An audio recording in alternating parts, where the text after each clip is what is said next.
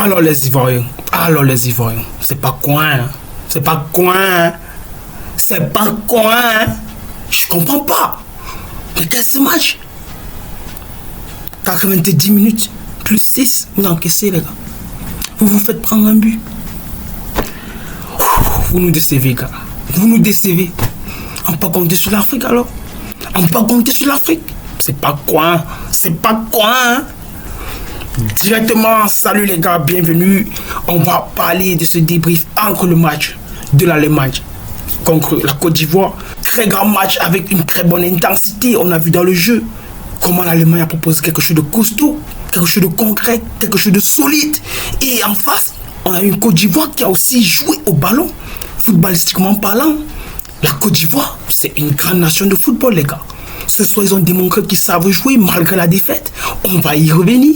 Mais toutefois, commençons d'abord par voir le classement de Nagelsmann aujourd'hui, qui pour moi est l'un des coachs qui se démarque dans cette Coupe du Monde. Tactiquement, c'est très costaud déjà. En entrant de jeu, comme formation, tactiquement parlant, il est venu avec un 3-4-3. Un 3-4-3 avec deux pistons, les gars. Et Kimmich comme défenseur central. Rendez-vous compte. Deux pistons, Kimmich comme défenseur central, Havertz en pointe, Leroy Sané à l'aile et Florent Wirtz à l'aile. Ça prouve qu'aujourd'hui, Nagelsmann sait proposer quelque chose de différent, c'est innover et c'est créer quelque chose de concret. Regardez par exemple sur la deuxième mi-temps comment il a essayé de changer totalement son système tactique avec 3 remplacements et on a vu les Ivoiriens en difficulté. Du côté des MS Faye, on a aussi vu un coach qui sait s'inventer avec une très belle composition que j'ai vraiment appréciée, surtout la titularisation de Inao Simon qui est un joueur très important dans l'équipe. Pour moi, si vous cherchez un milieu de terrain, les gars, vous l'avez trouvé. Vous l'avez trouvé, les gars. Inao, il est très fort, il est très solide. Il sait créer dans son jeu.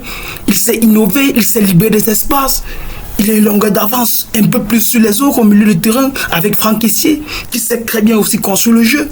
Et Ibrahim Sangaré. Pour moi, c'est un milieu de terrain costaud, c'est un milieu de terrain qui a un sens et qui se veut être titulaire. Ces 3 joueurs, les gars, doivent être titulaires pour moi. Belle composition déjà des MS Faye qui sur la défense centrale, il ne s'est pas trompé. On a vu avec Akpadou et Kosunu qui a proposé quelque chose de concret. Singo comme ailier et Christian Conan comme ailier qui faussait un grand match. Sauf qu'on va y revenir sur le dernier but. D'où vient la faute sur le dernier but? On va y revenir. D'entrée de jeu, commençons à pas dire que pour la Côte d'Ivoire, attention, je ne dis pas que la Côte d'Ivoire fait un mauvais match. Au contraire, la Côte d'Ivoire fait un très grand match. Et surtout dans les duels, les deuxièmes ballons, physiquement parlant, la Côte d'Ivoire s'est imposée. Ils ont essayé de donner un style à leur jeu. Ils ont essayé de se placer tactiquement. Ils ont essayé de construire en 1-2. Ça combinait très bien. Ça combinait très très bien du côté de la Côte d'Ivoire. On a vu les joueurs qui savent toucher au ballon au milieu de terrain. Comme avec les défenseurs, ils savaient jouer dans le tempo. Fofana qui aussi été très important sur sa ligne défensive. Au goal, il a essayé d'apporter quelque chose de bon dans ses relances. Ça a été vraiment costaud de la part des Ivoiriens. Mais l'impact, pour moi, où j'ai donné le point à cette Côte d'Ivoire, c'est au milieu de terrain. C'est au milieu de terrain, Franck Kessié et Inao. Qu'est-ce qu'ils te font, les gars? Qu'est-ce qu'ils te font, ces joueurs, comme ils sont magnifiques? Ces 2 joueurs doivent jouer ensemble. Ils sont magnifiques au milieu de terrain. Ils dégagent une assurance au milieu de terrain. Ils savent jouer ensemble, ils savent combiner dans les petits espaces, dans les grands espaces. Ils savent jouer en 1 touche, ils savent jouer en 2 touches. Mais ça, c'est un milieu de terrain costaud. Les Allemands ont eu des difficultés à se retrouver sur la première mi-temps. Les Allemands ont eu des difficultés à vouloir impacter dans le jeu, malgré qu'ils ont un peu eu de possession de balle. Mais la Côte d'Ivoire a su riposter, a su résister aux phases offensives des Allemands. Et pour moi, j'ai trouvé dans une Côte d'Ivoire qui sait se manier, qui sait jouer au ballon, qui sait proposer quelque chose avec l'ouverture de but de Franck Kessié. Ça a été magnifique de la part des Ivoiriens. C'est très costaud ce qu'ils ont présenté, les gars. Tu peux au moins compter sur une équipe comme la Côte d'Ivoire pour aller chercher ces 6 poules en phase de poule. La Côte d'Ivoire sait jouer au football. La Côte d'Ivoire peut nous aider. Et pour moi, je trouve même que Nicolas Pépé, pour également gagner une place de titulaire, parce que ce qu'il fait en entrant de jeu, il t'apporte énormément de bien. Il t'apporte énormément de bien, les gars. Il sait jouer avec le ballon, il sait proposer, il sait aller jouer offensivement. Et surtout, la dernière action, je n'ai pas compris comment il te fait une passe pour Adingra. Je ne comprends pas comment sur le dernier ballon, sur la passe de Pépé pour Adingra n'arrive pas à tirer directement le ballon. Pourquoi encore il fait un contrôle là-bas? Pourquoi faire un contrôle? Il n'y a pas lieu de faire contrôle, il ne faut même pas réfléchir. Ça, c'est contre-pied parfait, ça fait but. Adingra complètement détruit cette occasion créée par Nicolas Pépé. Adingra a foutu en l'air tout le match de la Côte d'Ivoire. Adingra a été complètement flou dans ce match, invisible, transparent. Je ne comprends pas pourquoi il n'a pas pu marquer ce but, cette occasion en or.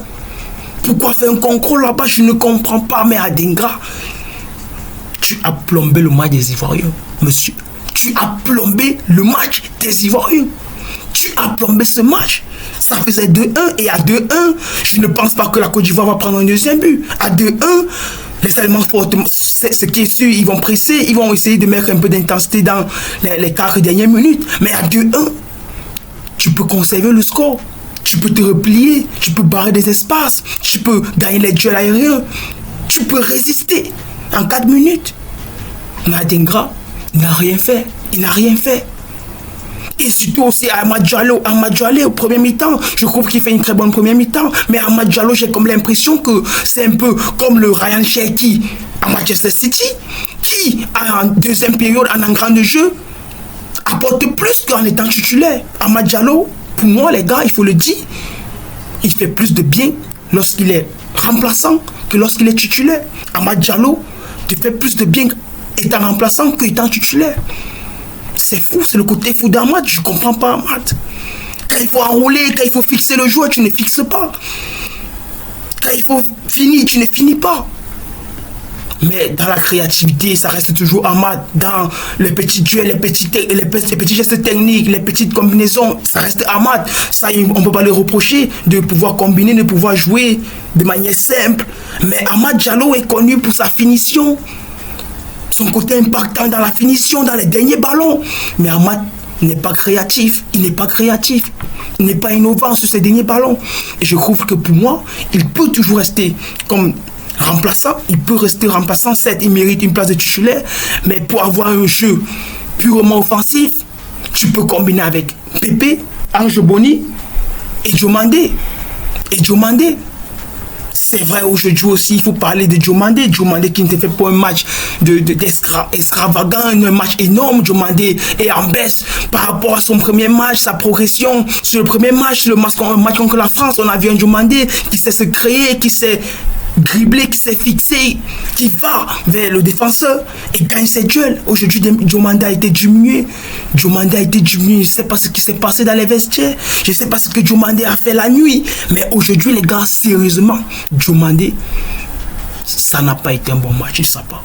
Il n'a pas proposé un bon match. Il a perdu beaucoup de duels, beaucoup de dribbles ratés, beaucoup de passes également ratées. Je n'ai pas compris le niveau physique de Diomandé ce soir. Mais il faut le dire, les gars, l'Allemagne en face a été aussi une équipe solide. L'Allemagne en face, c'est une équipe qui a joué très bien au ballon avec Jonathan Tah. Comment il te fait quel match de Jonathan Tah? Jonathan Tah sur ses prises de ballon, sur ses duels gagnés, sur son timing, sur ses récupérations de balles. Il sait jouer fort, il sait jouer physiquement, il sait combiner, il sait relancer. Et Jonathan Tah a été pour moi le pilier de cette défense d'Allemagne. Ce soir, il a été vraiment impactant sur le jeu de Nagelsmann. Et on sait très bien qu'avec Kimmich qui va toujours venir décrocher, avec Kimmich dans ses petits gestes et ses passes transversales, ça permet à ce que l'Allemagne puisse se trouver, ça permet à ce que l'Allemagne puisse avoir un jeu plus simple et plus efficace. Wins également sur ses contrôles de balles, Wins qui dans le jeu te fait énormément de passes. Regardez par exemple sur le deuxième but. Une passe d'abord de Wins, ça sort de la bonne récupération de Wins qui fait une passe à son coéquipier et directement on touche le dernier joueur. On touche le dernier joueur qui devait être hors jeu. Mais avec la présence de Conan, je ne comprends pas comment tu es défenseur, tu es ailier et Tu ne t'alignes pas en fonction de ton dernier défenseur central. Je ne comprends pas Kona. Complètement Kona a été perdu. Il s'est fait attirer par son côté, par le joueur qui était sur son côté. Et il n'a pas pu suivre l'alignement d'Arpadou. Je ne comprends pas. Et c'est là qu'il tue le hors-jeu. C'est là qu'il te bousille tout complètement le hors-jeu. Et Kona, pour moi, il a tort. Il a faille sur cette action. Parce que s'il était bien aligné, il n'aurait pas eu dû avoir but. On pourrait signaler un positionnement de hors-jeu. Et voilà, la Côte d'Ivoire tombe. La Côte d'Ivoire est tombée aujourd'hui, les gars. La Côte d'Ivoire est tombée très fortement face à l'Allemagne. En plus, dans les dernières minutes. Dans les dernières minutes, ça fait mal. Mais c'est la vérité.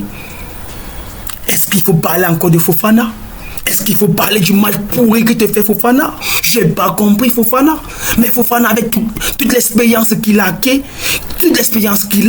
il n'arrive pas à faire une belle passe, les gars. Il n'arrive pas à faire une belle passe. Je ne me souviens même pas d'une passe réussie de Fofana dans ce match. Une passe à profondeur ratée, une remise ratée, une passe en combinaison ratée. Fofana est nul dans ce match, les gars. Je suis désolé. Fofana est complètement pourri dans ce match.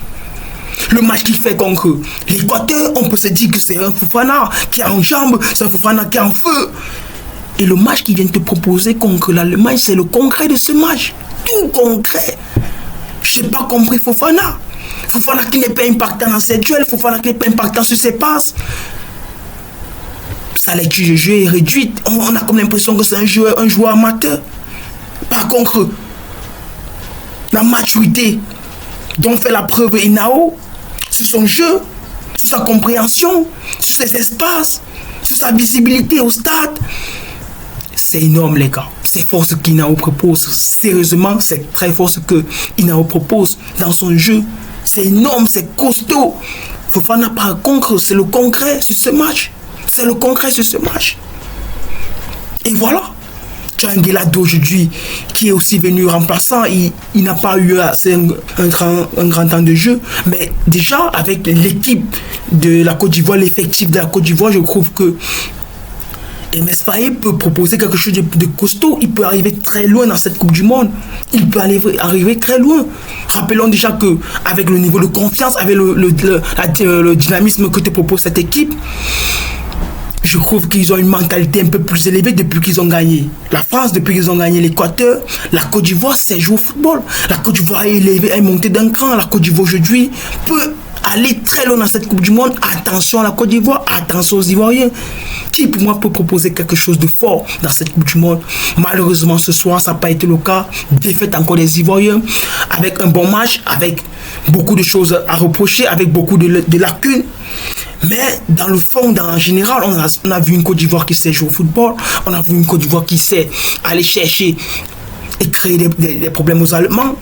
Malgré qu'on a un Nagelsmann en face qui comprend le football, les gars. On a un Nagelsmann en face qui comprend le football. Dans ses choix tactiques, dans ses remplacements, c'est pas possible. Mais qu'est-ce qu'il te fait, les gars? Qu'est-ce qu'il te fait? Jamie qui vient et fait la différence. Anthony Rudiger qui vient et solidifie la défense. Leon Goretzka qui vient solidifier aussi le jeu. Et Amiri qui, dans son jeu, les gars, c'est costaud ce qu'il propose. Denis, doublé. Quel match de Denis, les gars. Tout ça repose sur Nagelsmann aujourd'hui qui a eu cette vision de faire ancrer Denis pour un doublé. Nagelsmann aujourd'hui, c'est fort ce qu'il propose. C'est très fort ce qu'il propose. Et MS Faye l'a reconnu après match. Il a dit l'expérience aujourd'hui, l'Allemagne nous a dominé sur l'expérience, tout simplement. Très bon match de la part des Ivoiriens. Il ne faut pas mal parler de ces éléphants qui ont tout donné. Pour moi, je trouve que la Côte d'Ivoire a fait un match énorme, les gars. Un match référence. Bravo aux Ivoiriens. Bien joué. On se retrouve pour le 3e match de cette journée. Et je compte sur la Côte d'Ivoire. Si vous gagnez, je mets un maillot de la Côte d'Ivoire, les gars. Promis, juré. Maillot de la Côte d'Ivoire. Si vous gagnez le 3e match, ici vous qualifiez avec 6 points. C'était dans El Foutico. N'hésitez pas à vous abonner, de liker, partager. On se dit à la prochaine pour une nouvelle vidéo. Ciao.